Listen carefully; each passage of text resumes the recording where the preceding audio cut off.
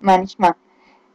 אנחנו בשבוע השישי של שומרי משקל, שאני מנסה לפחות. התחלנו בסדר עם ירידה של 2 קילו, אחר כך עוד 2, אחר כך עלייה, אחר כך ירידה ענקית מטורפת, שאני עדיין קצת באופוריה ממנה של ה-5 קילו וה-100 גרם מאוד חשובים האלה. והירידה הזאת הכניסה אותי לסוג של אופוריה, כי השבוע אני ממש מתביישת להודות שלא שמרתי בכלל. כן רשמתי מה אני אוכלת, כן ספרתי נקודות, אבל אפס, בסוף כל יום איכשהו הייתי במינוס של נקודות. ככה זה כשאת הולכת למקס ברנר ונורא מתפתה לטעום מהפיצה שוקולד.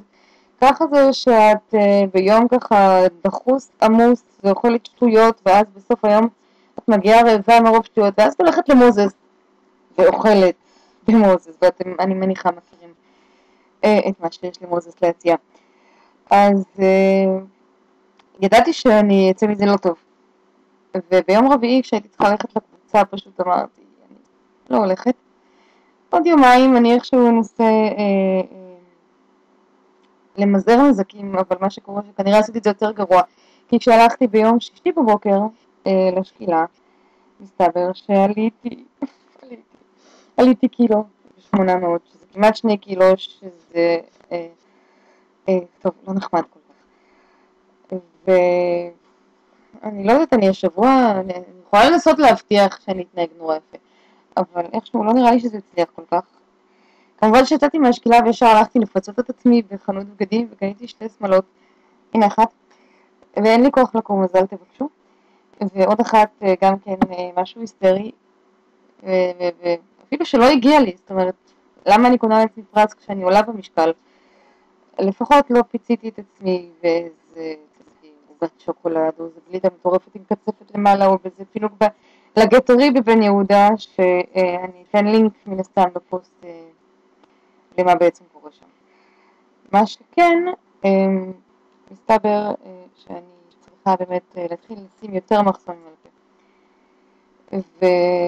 וכל בחורה שעושה דיאטה, מתישהו תגיע לשלב הזה, רואים?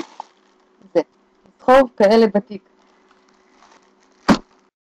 אני לא האמנתי בעצם שאני קונה את הדברים האלה שהם כמו מצביעים בערך כמו אוויר, ואני אפילו, לא יודעת, זה עדיף לי מאשר לקרסם כל מיני שוקולדים וואפלים ווואטאבר. אז אני חושבת, לפחות זה כל כך לא טעים לי, זה אפילו לא מלוח מספיק. העניין הוא שמלח סופח נוזלים, ואז כשאת הולכת להישקל, את תשקלי קצת יותר כי את מלאה מפוצצת נוזלים. ויש המון דרכים להתחכם למשקל, כן?